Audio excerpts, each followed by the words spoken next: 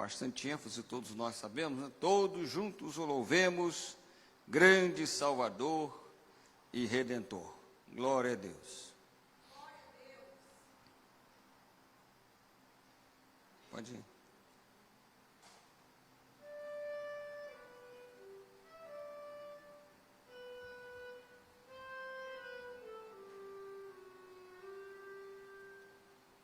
Adorai o Rei do Universo, terra e céus, cantai o seu louvor.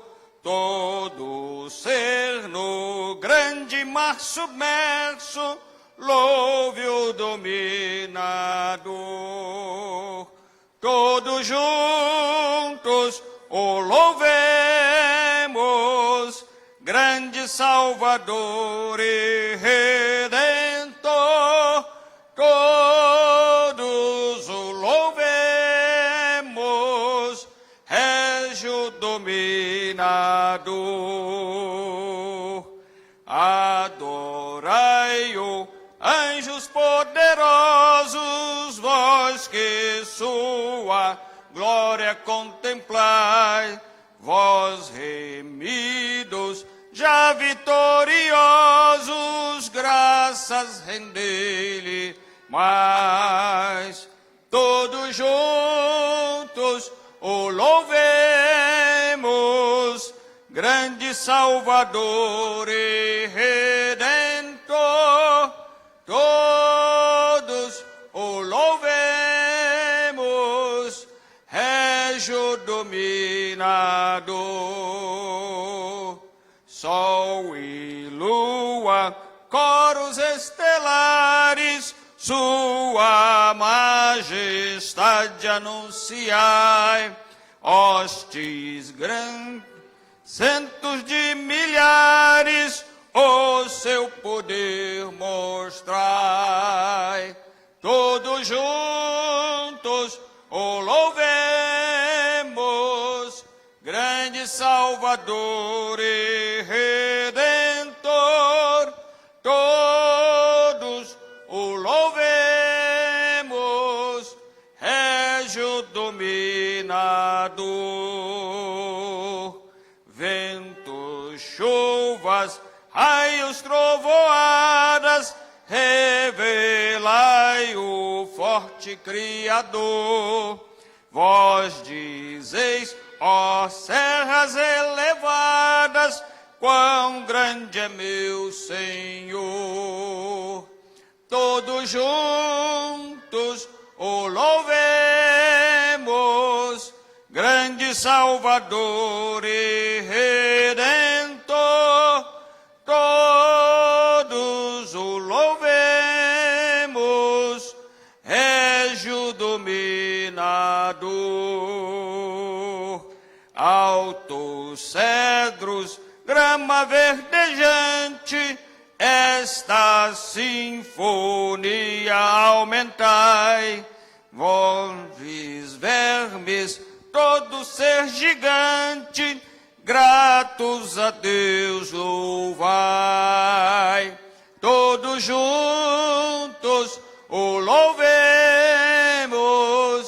grande Salvador e Redentor. O louvemos, régio dominador. Homens, jovens, velhos e meninos, adorai o vosso Redentor. Reis e sábios, grandes, pequeninos, dai-lhes verás louvor. Todos juntos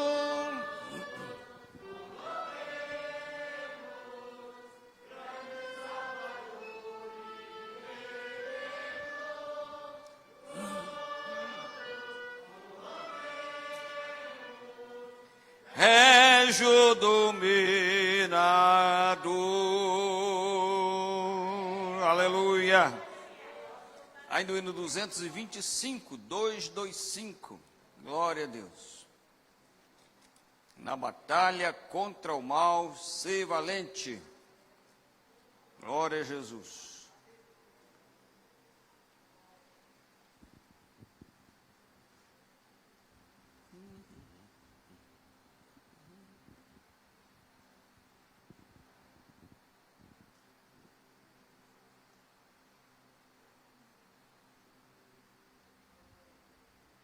Glória a Deus. A hora que estiver pronto, pode fazer.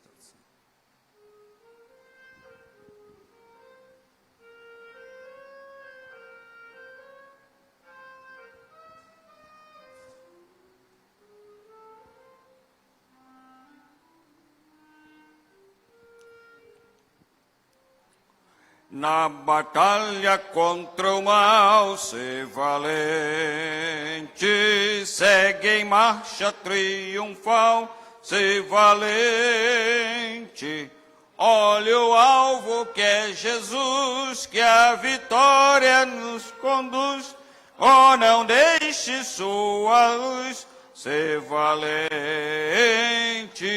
ser valente. Pelejando por Jesus, ser valente, nunca rejeitando a cruz, firme sempre no amor, com indômito valor, cheio do Consolador, ser valente. Se o maligno te enfrentar, lutarás sem recuar.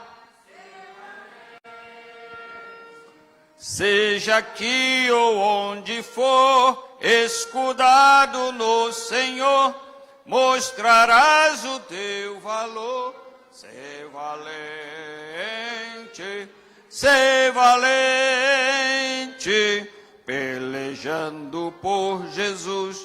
Ser valente, nunca rejeitando a cruz, firme sempre no amor, com indômito valor, cheio do Consolador, ser valente, com altruísmo, com poder, ser valente, franco sem o mal temer, ser valente. Aos caídos em redor, manifesta-lhes o amor, e serás um vencedor. Ser valente, ser valente, pelejando por Jesus. Ser valente, nunca rejeitando a cruz, firme sempre no amor, com indômito valor, cheio do Consolador, ser valente, o Evangelho a proclamar. No Brasil, em terra ou mar, ser valente, tua vida enobrecer, sempre com Jesus viver, e a ti também vencer, ser valente, ser valente, pelejando por Jesus, ser valente, nunca rejeitando a cruz, firme sempre no amor, com indômito valor, cheio do Consolador, ser valente. Glória a Deus.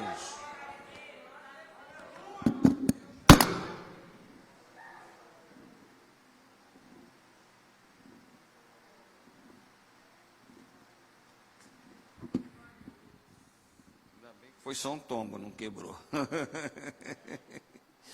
Isso, vê se consegue chegar a mesinha toda, a mesa está para trás, mais para trás, mais. Aí, isso é o máximo que deu, né? Aí, para aumentar um pouco a letra. Acho que não aumentou muito não, mas tá. Hein? Tá, mas aqui, deixa eu dar uma ajuda aqui, peraí.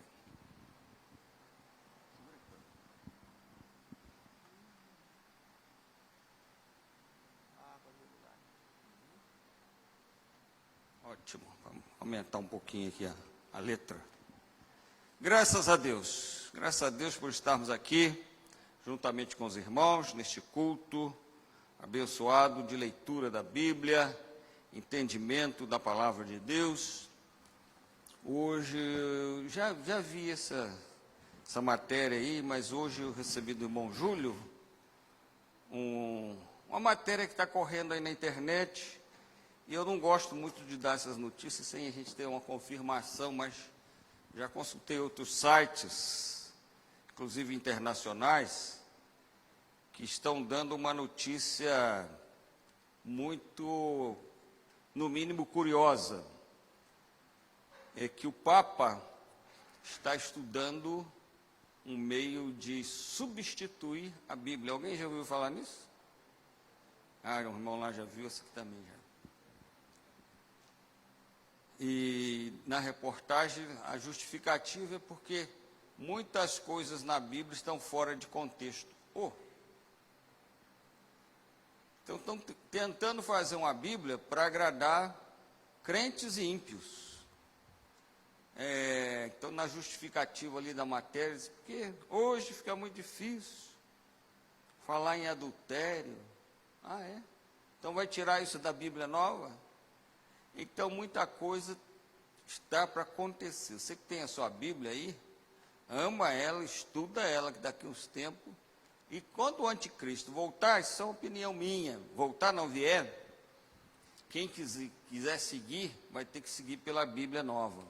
E a Bíblia nova vai ter muita coisa que não está na Bíblia original, tradicional. Por isso é bom a gente estar estudando sempre a palavra do Senhor. Vamos orar e vamos ofertar, depois nós já vamos passar lá para o nosso estudo, graças a Deus. Eu vi um irmão aqui, irmão lá de Jericó. Meu Deus, minha cabeça hoje.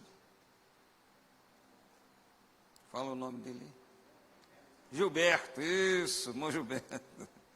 Isso é depois dos 30 anos que acontece, não, irmão Gilberto? Ora aqui, por favor.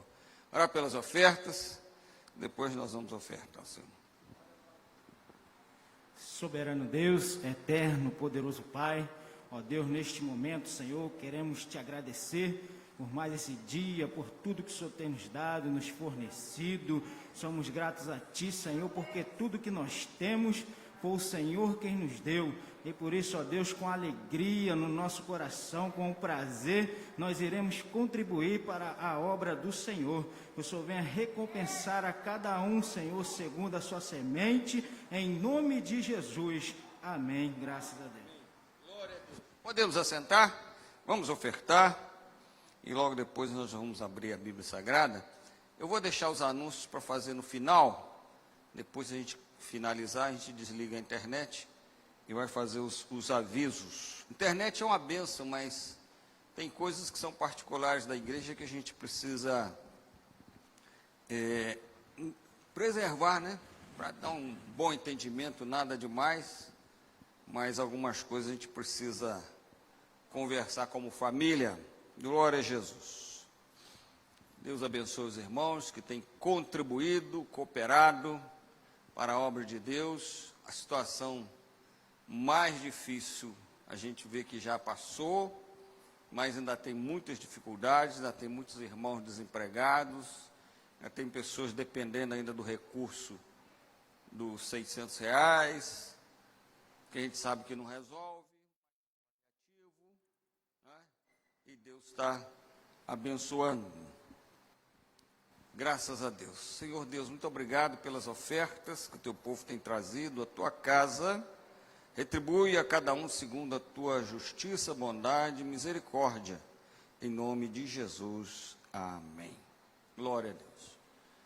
Meus irmãos, a letrinha não está muito boa porque é muita coisa que a gente vai colocar. Se você achar que deve mudar de lugar, aqui na frente ainda tem alguns lugares, mais para cá ainda tem aqui, onde tem essa setinha, só pode ficar, aqui na frente tem algum lugar.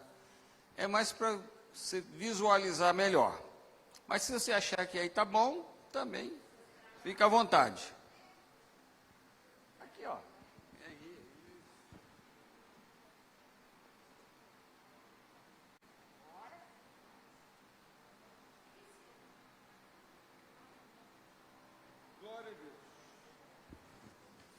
Glória a Jesus. Quem trouxe a Bíblia? Trouxeram a Bíblia? Oh, vamos precisar bastante dela aí. Alguém trouxe alguma coisa para anotar? Ei, glória, bonito, bonito, bonito. Minha sugestão é que você tenha um caderno de terça-feira. Você ir fazendo as anotações de todas as mensagens que são... Na terça-feira eu procuro uma forma mais didática possível de a gente dar como matéria. Esse tema que nós estamos estudando agora faz parte da matéria chamada Bibliologia. E eu vou começar com o mesmo versículo da semana passada, 2 Timóteo, capítulo 3, versículos 14 a 17. Diz: Tu, porém, permanece naquilo que aprendeste, e de que foste inteirado, sabendo de quem o tens aprendido, e que desde a tua meninice sabe as sagradas letras, que podem fazer-te sábio para a salvação pela fé que há em Cristo Jesus. Versículo 16. Toda a escritura divinamente inspirada é proveitosa para ensinar, para redarguir, para corrigir, para instruir em justiça, para que o homem de Deus seja perfeito e perfeitamente instruído para toda a boa obra. Então, a finalidade do estudo da palavra de Deus é esse, para que o homem e a mulher, ou a mulher de Deus, seja perfeito e perfeitamente instruído para toda boa obra. Graças a Deus. Eu acho que tem um negócio dando problema aqui. Isso. Som, tá bom. É porque essa tela estava muito encostada nela, aí ela já ia começar a assoviar aqui. Glória a Jesus. Então nós estamos estudando essa matéria abençoada. Eu vou começar com algumas perguntas, igual que fiz na terça-feira passada. Quais são as duas grandes divisões da Bíblia? Primeira é Antigo Testamento, depois procure ao máximo usar a palavra antigo no lugar de velho. Velho dá a impressão de obsoleto, ultrapassado. E também ofende os judeus, porque é o testamento que eles usam atualmente. Para eles, a única Bíblia é o Antigo Testamento. Então, não é errado falar Velho Testamento. Mas sempre que você puder, use a palavra antigo ao invés de velho, né? Então, quais as duas grandes divisões da Bíblia? Antigo Testamento e Novo Testamento. A Bíblia contém quantos capítulos? Hein? Capítulos? Quantos capítulos? Não, peguei não. Dá tempo de contar. Quem acha que é mais de 500? Mais de 1000? Ninguém quer falar um número aí, não? 1400.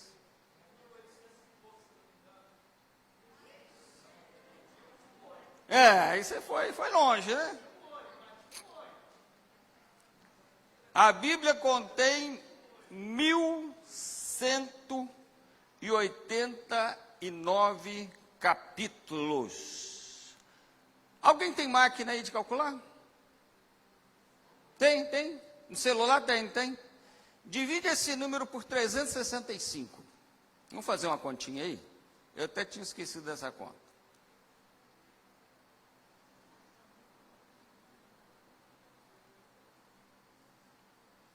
Dividiram? 365. Deu quanto? 3,17. Então quer dizer o seguinte: se você ler por dia 3 ou 4 capítulos, você vai conseguir ler a Bíblia em um ano. Amém? Então, o dia que for o Salmo 119, você lê um só, mas em compensação, outros dias você lê 4, ou lê 3, né? Então, gente, mas eu não consigo ler a Bíblia, tem 1189 capítulos, mas não é para você ler num dia só, não. Se você planejar, você pode fazer o seu planejamento do jeito que você quiser. Eu vou ler primeiro João, depois eu vou ler Gênesis, depois eu vou ler Apocalipse. Não tem problema, você faz sua programação para ler 3 a 4 capítulos por dia. No final de um ano, você terá lido a Bíblia toda. Amém? Amém? Então vamos lá. E agora, quantos versículos?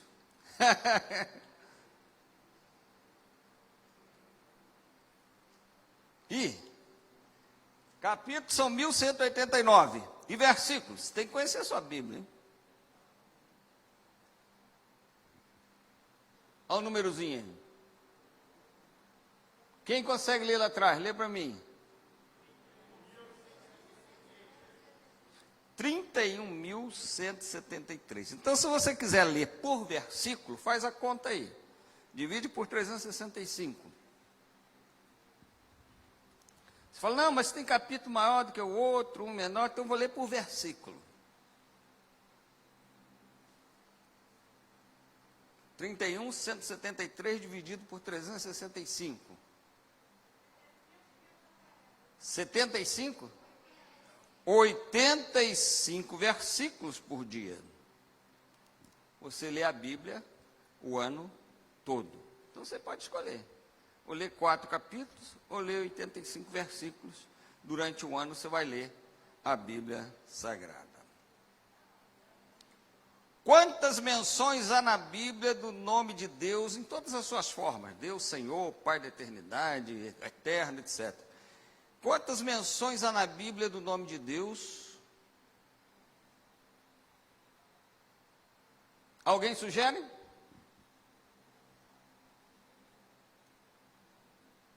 E aí? Está todo mundo mudo aí? Não. Quantas menções há na Bíblia do nome de Deus? Vai por aproximação mesmo. Mais ou menos? Pô, gente. Hein? Quanto? 10.000. Será? Quem tem outro número aí? Mais ou menos? Hein? 300? E do diabo?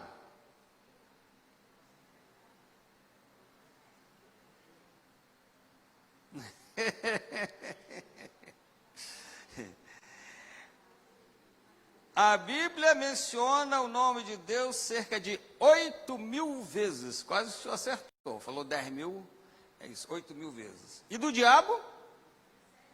177 vezes. Já está muito. A Bíblia é um livro que fala de Deus. Então, menção na Bíblia do nome de Deus, 8.000, por aproximação, 8.000 vezes. E do diabo, 177 vezes. É um livro interessante para ler? Sim ou não? Então, a gente vai aprender muito de Deus ali. Esse aí vocês sabem, né? Qual o maior capítulo da Bíblia? Tem quantos versículos? 150, 174, 176 é o certo. Esse número embaixo dá para ler, não? Então, Salmo 119 é o maior capítulo da Bíblia, e ele tem 176 versículos. Dividido em grupos de quantos? Abre aí, Salmo 119, dá para fazer colinha aí, ó. Salmo 119.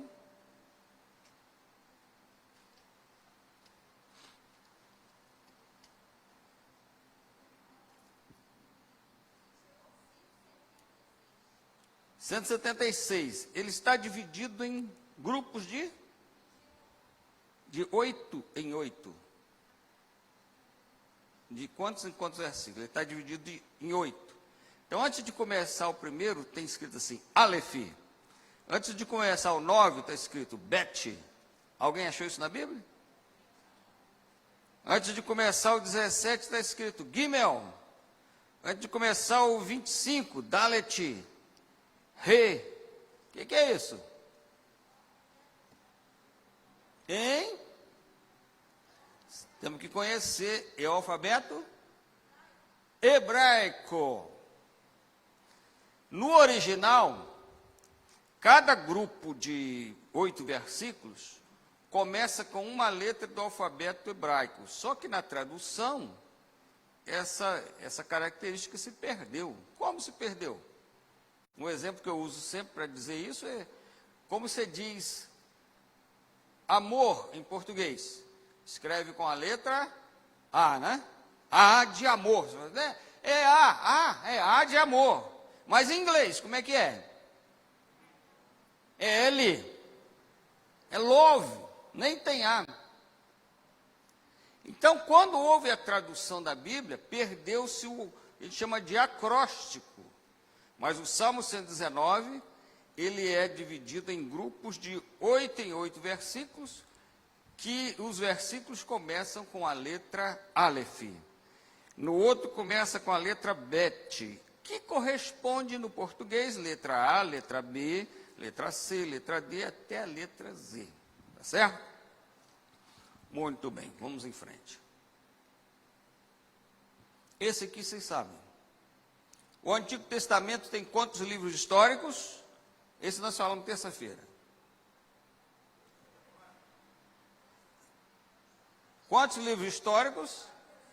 17. Quantos livros poéticos? 5. E quantos livros proféticos? 17. Isso. Olha, tá vendo? Vocês não estão anotando no caderninho aí, hein? Então, isso aqui foi de terça-feira passada. O Antigo Testamento tem 17 livros históricos, 5 livros poéticos e 17 livros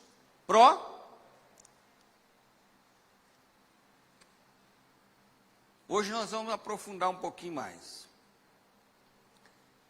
A gente tem no livros históricos o número de 17, né? Mas há uma subdivisão nesses livros. A espinha dorsal, a estrutura é essa, 17, 5, 17. 17 livros históricos, 5 livros poéticos, mais 17 livros proféticos.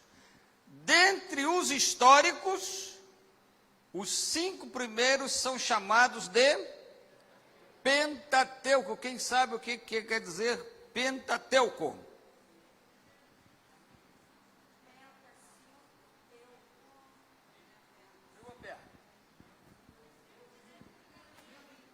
Não, o que quer dizer a palavra Pentateuco? 5 é penta. 5 livros ou 5 rolos. A palavra teucos, no original, quer dizer rolo. Antigamente os livros eram em rolos. Então, Pentateuco são 5 livros cuja autoria é atribuída a Moisés. Conheça a sua Bíblia. Eu gosto que vocês conheçam a sua Bíblia. Conheça a sua Bíblia.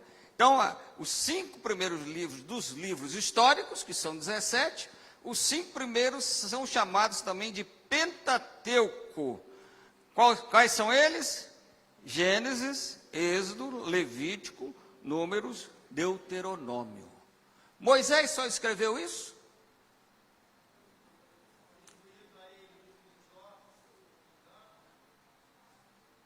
Mas com certeza, sim, é atribuído isso. Mas tem uma outra escritura que é de Moisés e não está no Pentateuco. Não é? Número? Abre aí, vamos ver se é. Salmo 90.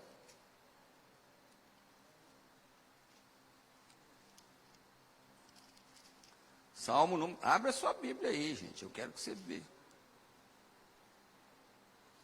Acharam? Isso, oração de Moisés, varão de Deus. Então, Moisés escreveu lá o Pentateuco, mas tem um salmo que também é de autoria de Moisés, o Salmo número 90. Aí você vai, na empolgação, você vai, que Davi falou. Espera aí, irmão. Não é Davi. Nem todo salmo foi escrito por Davi, né? Tem Davi, tem Asaf, filho de Coré, tem outros autores. Mas no 90 é o salmo de Moisés. Os livros proféticos são quantos? 17. Mas dentre os livros proféticos há também uma subdivisão, chamado profetas maiores e profetas menores. Quem são os profetas maiores?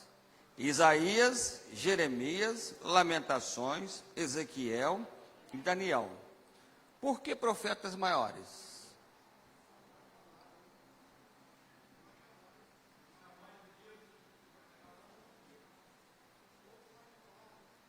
Isso, por causa do conteúdo e da quantidade de profecia.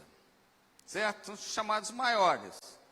Você abre esses 5 livros de profecia, eles têm bastante capítulos. Isaías, por exemplo, tem 66 capítulos. Mas você abre outros que têm 2, 3 capítulos. Então, são chamados menores só por essa questão. Então, profetas maiores, Isaías, Jeremias, Lamentações, Ezequiel e Daniel.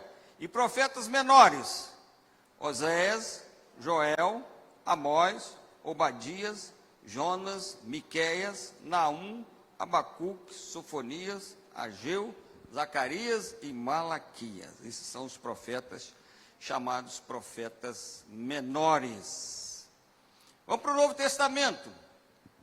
O Novo Testamento tem quantos livros históricos? 5 livros históricos, recordando a semana passada. 5 históricos. Quantas cartas? 21 cartas, isso, parabéns. E quantos livros proféticos? 1, parabéns. Acho que foi o Daniel que respondeu, não é puxando brasa para a sardinha dele, não, mas foi ele. Então, grava isso, escreve no seu caderninho, irmão. Isso aí é cultura bíblica, cultura bíblica. Então, o Novo Testamento tem 5 livros históricos, 21 cartas ou epístolas, e tem um livro profético. Dentre os livros históricos, que são 5 livros, tem 4 evangelhos, quer dizer?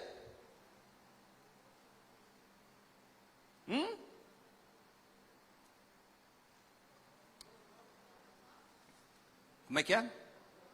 Boa nova ou boa notícia. Parabéns, isso mesmo. Mas são históricos. Então, desses 5 históricos, 4 são evangelhos. Quais são? Mateus, Marcos, Lucas e João. E os 3 primeiros são chamados, isso são subdivisões, evangelhos sinóticos. Para você entender. Você ouviu falar, porque os sinóticos, diz o sinótico, tem pregador que usa esse termo sinótico. O que é sinótico? Os 3 primeiros evangelhos. São sinóticos porque eles são similares e trazem uma síntese da vida e do ministério de Jesus. O assunto deles é o mesmo, cada um faz o seu resumo para o povo que se dirigiu a ele. E o 5º livro histórico é Atos dos Apóstolos. Muito bem. Eu estou revisando e complementando. Então, nós falamos semana passada que tem 21 epístolas ou cartas, está certo? Ok.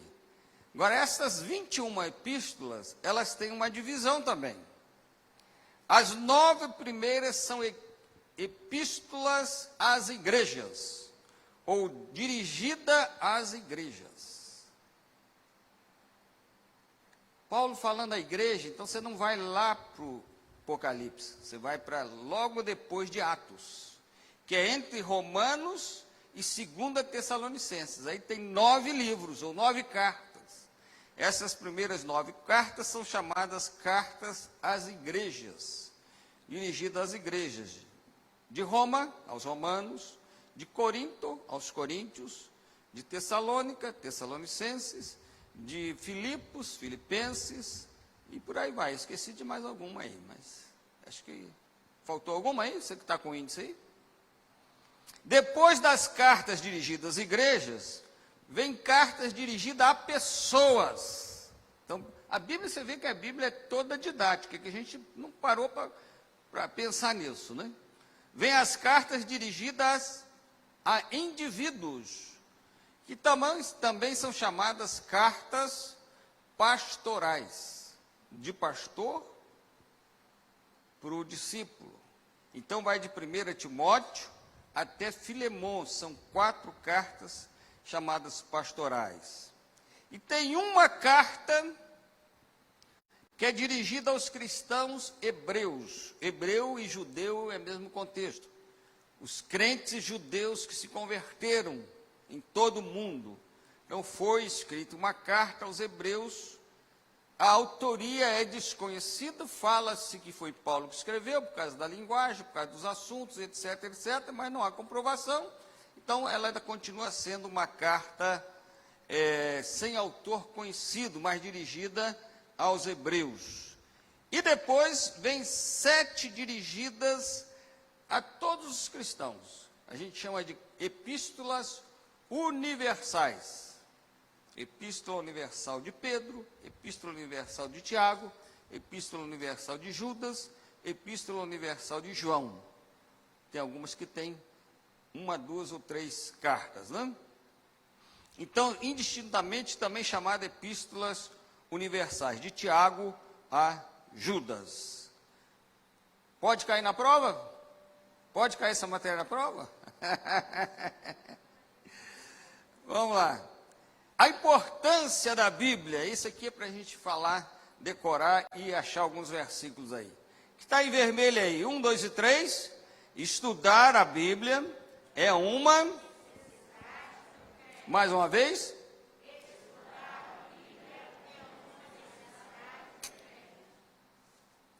me dá aí 3 razões, isso aí é com vocês agora, 3 razões por que estudar a Bíblia é necessidade do crente. Aumentar a fé,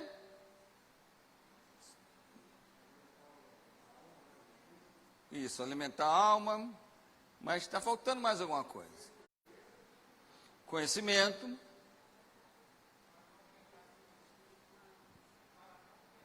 para não pecar contra Deus. Não, já passou até de 3. Acontece que cada religião, aí eu estou falando de uma forma geral, cada religião tem um livro-texto. Se você for procurar os mormons, eles não dão muita atenção para a Bíblia, não. Eles têm o livro dos mormons. Eles seguem o livro dos mormons, mais do que a Bíblia. Tem um outro livro que eu me esqueci agora, mas o livro do mormon é o padrão. Se alguém fala para você que é livro do mormon e não conhece Joseph Smith, não conhece o livro dos mormons, não é mormon. Você encontra o espírita, o livro, o texto deles é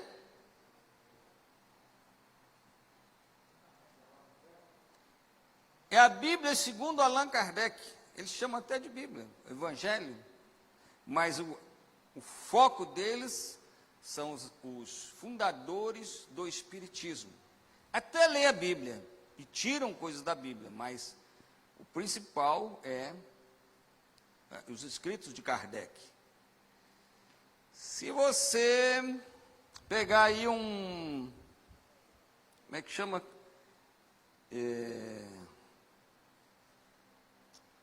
O pessoal lá do Oriente, islamitas. Qual é o livro, o texto deles? Alcorão. Quer saber de Bíblia?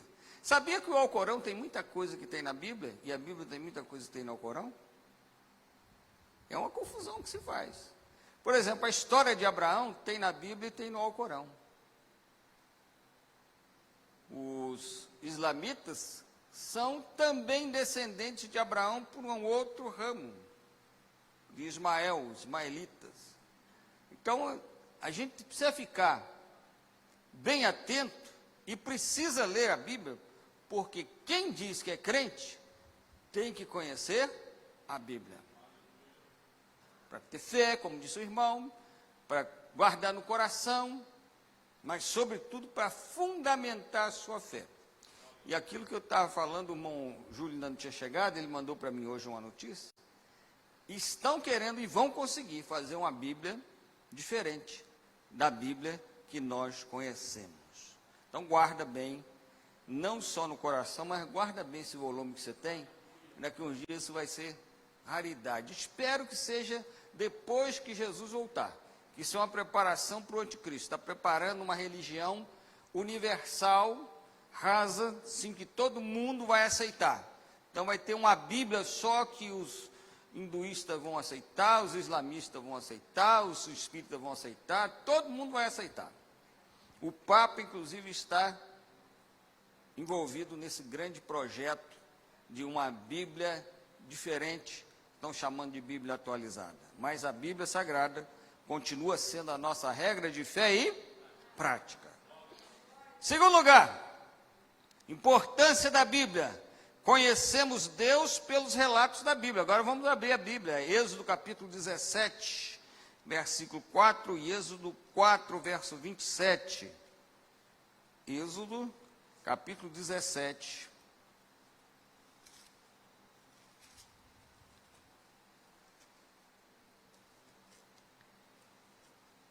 Muito bem. Alguém está com sono aí? Dá um bocejo aí. Não faz isso não, pastor. Brinca não. 17:14. Então disse o Senhor a Moisés. E que o Senhor disse? Escreve isso para a memória num livro e relata-o aos ouvidos de Josué, que eu totalmente hei de riscar a memória de Amaleque de debaixo dos céus. Deus estava dando vitória contra os amalequitas, mas ele disse para Moisés, Moisés, escreve isso aí, para você lembrar, e o povo lembrar que eu sou Deus e que livrei vocês da mão dos amalequitas. Então a Bíblia é muito importante que a gente tenha o relato de Deus para os seus ungidos, que chegou até nós. Capítulo 4, verso 27, também do livro de Êxodo. 4. Mas eu acho que eu errei. 4, 27 não é esse não. Disse também o Senhor, vai ao encontro de Moisés ao deserto, e ele foi e encontrou no monte de Deus.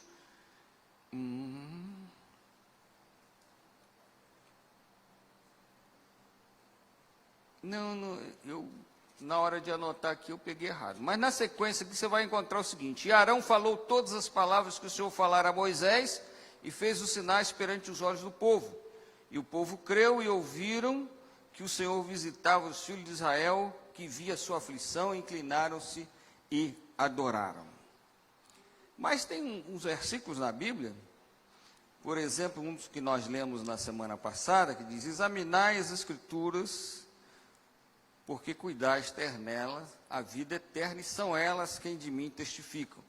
Então, a importância de se ler a Bíblia é conhecer pelos relatos da Bíblia o que Deus fez, o que Deus faz. Muita coisa, ou todas as coisas que estão na Bíblia, são úteis para o nosso conhecimento. Terceira, a palavra de Deus é um alimento para a alma. Salmo número 52, versículo número 20. Vamos abrir aí. Salmo 52. Achou? Então lê para mim 34, 27.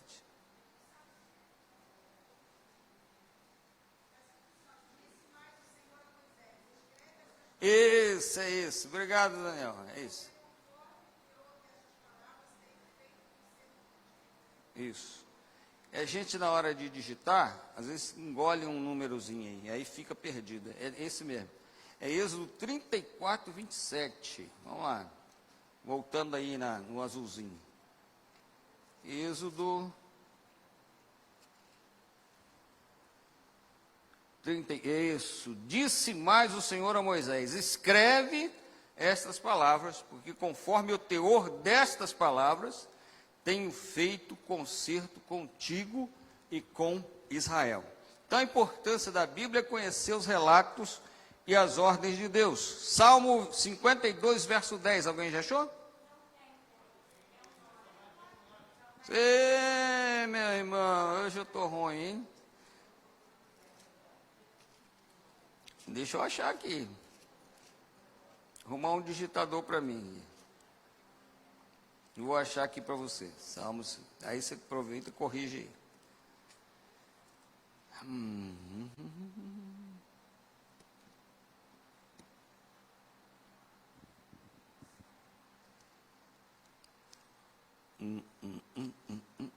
É o 51, verso 2.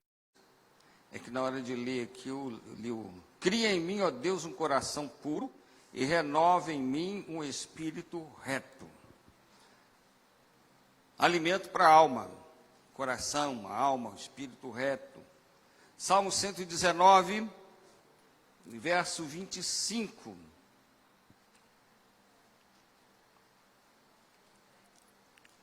Salmo 119,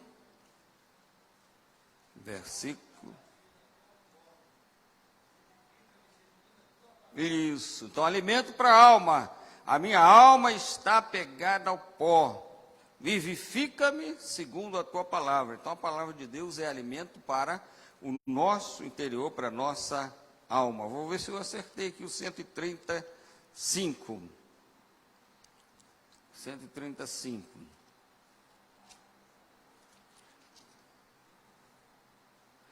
Aguardo o Senhor, a minha alma o aguarda, e espero na sua palavra. Então a importância de ler a Bíblia. Estudar a Bíblia é uma necessidade do crente.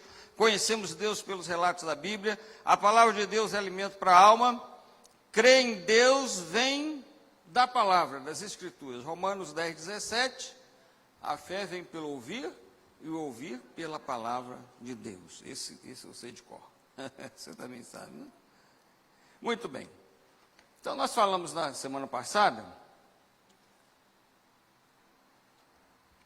que a gente vai pegar 7 principais assuntos do Antigo Testamento. Tem mais assuntos, mas tem muito mais. Mas, a título da gente conhecer a Bíblia, do modo geral, a gente pode dividir o Antigo Testamento em 7 assuntos, vou dizer principais, 7 blocos de assuntos. Primeiro, da criação a Babel. Quem consegue ler aí? Número 1. Da criação a Babel. Depois, os patriarcas. Depois, o Êxodo. 4. Canaã. 5. A monarquia e o reino dividido. 6. O exílio babilônico e o retorno do exílio. E 7, o período interbíblico. Quem sabe dizer o que é período interbíblico?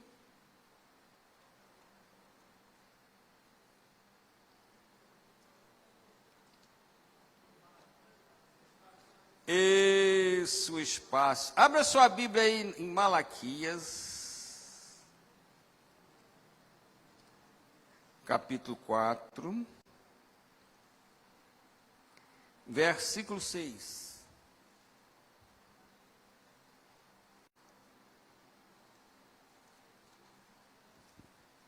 Normalmente, depois desse versículo, tem umas páginas em branco. Essas páginas em branco não são casuais. É porque aqui houve um período chamado de silêncio de Deus. Não houve profecia. Então, esse período em branco aqui chamado período interbíblico ou intertestamentário. essa diferença das duas páginas dá cerca de 400 anos sem a manifestação.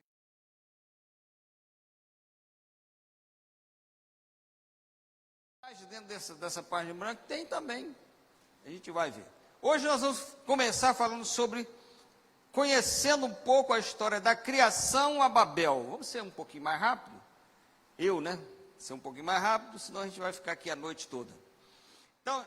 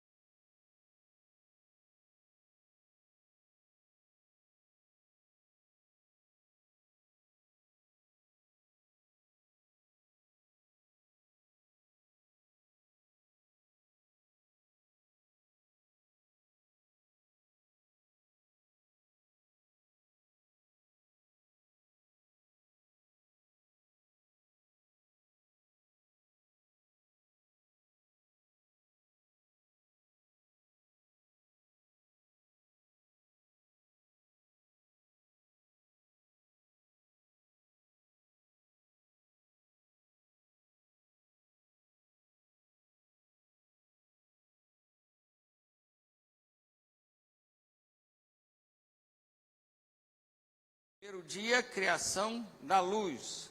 Segundo dia, está nos versículos 6 a 8. E disse Deus, haja expansão no meio das águas, e haja separação entre águas e águas. E fez Deus a expansão, e fez separação entre águas e águas que estavam debaixo da expansão, e as águas que estavam sobre a expansão. E assim foi. E chamou Deus a expansão céus. E foi a tarde e a manhã do segundo dia. Então, no segundo dia, Deus criou o quê? O firmamento e a separação das águas. Então, primeiro dia, criação da luz.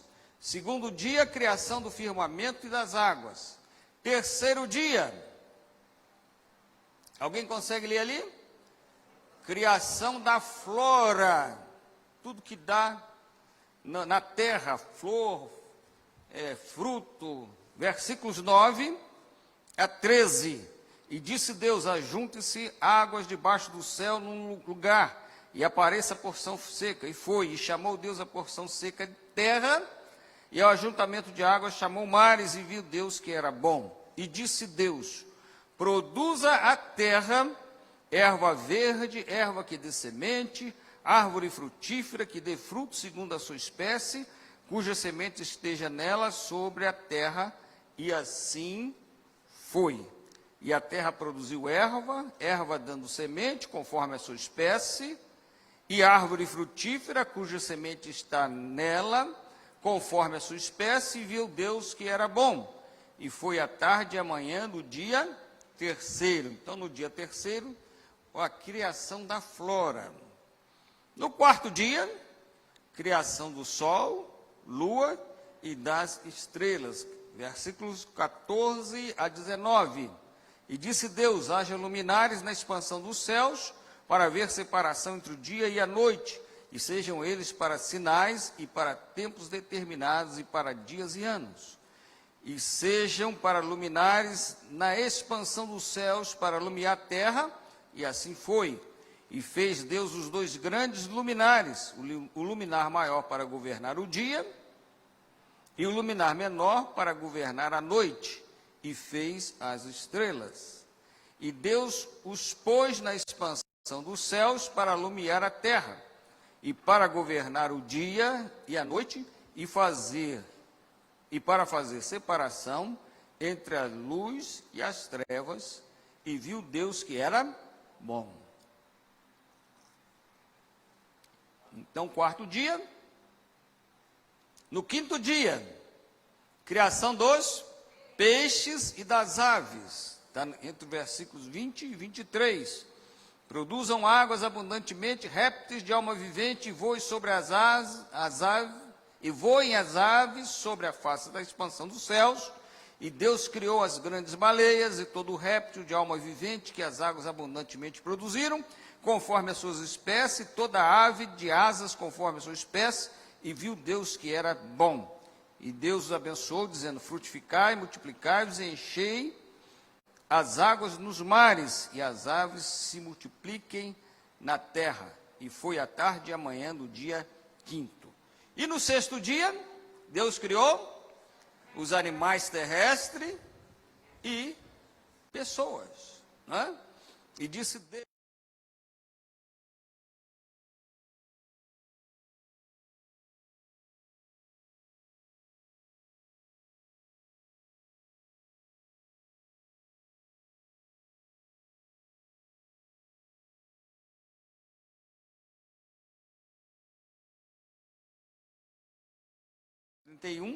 depois no Gênesis 2, 7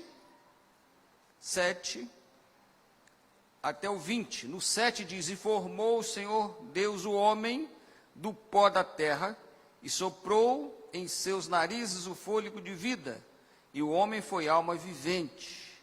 Então aqui tem a criação do homem. Se você procurar aqui no versículo 18, aí Deus está dizendo: não é bom que o homem esteja só, far-lhe-ei uma adjutora para que esteja diante dele. Havendo, pois, o Senhor Deus formado da terra todo animal do campo e toda ave do céu, os trouxe a Adão para este ver como lhe chamaria. E tudo que Adão chamou, e toda alma vivente, isso foi o seu nome. E Adão pôs os nomes a todo gado e as aves dos céus e todo animal do campo, mas para o homem não se achava adjutora que estivesse como diante dele. Aí você vai encontrar Deus também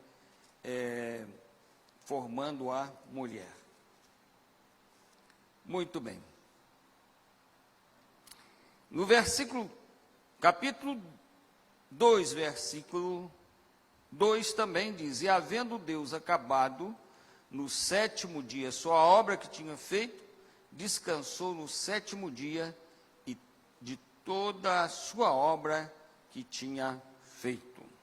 Deus descansou, né? A gente também precisa descansar, né? Muito bem, vamos lá. Alguns fatos no livro de Gênesis, notáveis. Tem muitos outros fatos no livro de Gênesis. Alguns fatos que chamam a atenção no livro de Gênesis. A transgressão de Adão. Está em Gênesis capítulo 3, versículos 1 a 6, foi a tentação no Éden, que houve a queda, né? A queda do homem, o homem cedeu à tentação. Depois o testemunho de Abel. Abel, no capítulo 4, de 1 a 26. O texto é longo, mas fala aqui de duas posturas, dois sacrifícios, duas atitudes. Fala de Caim e de Abel. A Bíblia fala que o testemunho de Abel é forte para nós até hoje. Então, o testemunho de Abel, capítulo 4, de 1 a 26. No capítulo 5, também outro fato que a gente não poderia deixar passar, é a trasladação de Enoque. Enoque, ele andou com Deus, Deus se agradou dele de tal forma que ele não foi mais visto. Ele foi arrebatado. Primeiro arrebatamento na Bíblia, trasladação de Enoque. Agora, alguns textos sobre o dilúvio. Eu estou falando aqui os assuntos em bloco. Claro que se a gente parar em cada assunto desse dá um desdobramento muito grande. Mas estamos falando aqui para a gente ter um conhecimento melhor do conteúdo da Bíblia. Então, Gênesis capítulo 6, fala do dilúvio, de 1 a 7, de versículos 1 a 7, fala do descontentamento, do desgosto de Deus. O versículo 5 diz o seguinte: viu o Senhor a maldade do homem se multiplicara sobre a terra, e que toda a imaginação dos pensamentos do seu coração era só má continuamente. Então Deus viu que a geração estava a cada dia se aperfeiçoando na maldade. Não é diferente dos nossos dias. Por isso que Jesus disse: como foi nos dias de Noé, assim também será na vinda do Filho do Homem. Como foi nos dias de Noé? Comiam, bebiam, casavam, davam-se casamento, até o dia que Noé entrou na arca, ele foi embora, o povo ficou. Assim também será na vinda do Filho do Homem. O mundo hoje está voltado para as coisas materiais. Casar não é pecado. Comer e beber também não é pecado. Se dar em casamento, ter relações sexuais também não é pecado. Mas a forma desregrada e a pessoa viver só para isso, constituiu-se um pecado que foi abominação aos olhos de Deus e continua sendo. Então, alguns textos bíblicos sobre o dilúvio, o desgosto de Deus, do capítulo 6, verso 1 a 7, mas Deus não mostrou só o desgosto, Deus mostra a sua graça. Versículo 8, Noé, porém, achou graça aos olhos do Senhor. Isso nos conforta, porque no mundo violento, maligno, mundo entregue ao diabo e seus anjos, Deus olha para nós e acha graça em nós e abençoa cada um de nós. Deus olhou para Noé e achou graça aos seus olhos e abençoou Noé com o escape. Mas Deus também orientou como Noé deveria fazer. A terra estava corrompida, né? Então disse Deus a Noé, versículo 13, o fim de toda a carne é vinda perante a minha face, porque a terra está cheia de violência. Versículo 14, faze para ti uma arca de madeira de gofer, farás compartimento na arca e betumarás por dentro e por fora. Enfim, Deus deu a receita do escape. Deus não faz nada, não condena ninguém, sem antes dar uma condição de escape, de salvação. Não passar ninguém no inferno, porque a pessoa não sabia, não, Deus mandou Jesus. Jesus está presente, Jesus é a salvação. Vai para o inferno quem não aceita Jesus. Morreu na época do dilúvio quem não ouviu a voz de Noé. E vai ficar condenado quem não ouvir a voz de Deus nesses dias. Alguns textos sobre Babel, para a gente encerrando. Capítulo 11. Para a gente terminar esse primeiro bloco de assuntos. Capítulo 11. O pecado de Babel. Qual era o pecado de Babel? Versículo 2, e aconteceu que partindo eles do Oriente, acharam um vale na terra de Sinar e habitaram ali. E disseram uns aos outros: eia, façamos tijolos e queimemo-los bem, e foi-lhes o tijolo por pedra e o betume por cal. E disseram: eia, edifiquemos nós uma cidade e uma torre, aqui está o pecado, cujo cume toque nos céus, e façamos-nos num nome, para que não sejamos espalhados sobre a face da terra. No entender daquela civilização, se eles conseguissem fazer alguma coisa que tocasse o céu, hoje a gente sabe que tocar o céu não é coisa muito simples, mas dentro da visão, onde a visão alcançava, o que vale é a intenção do coração. Qual era a intenção dos homens?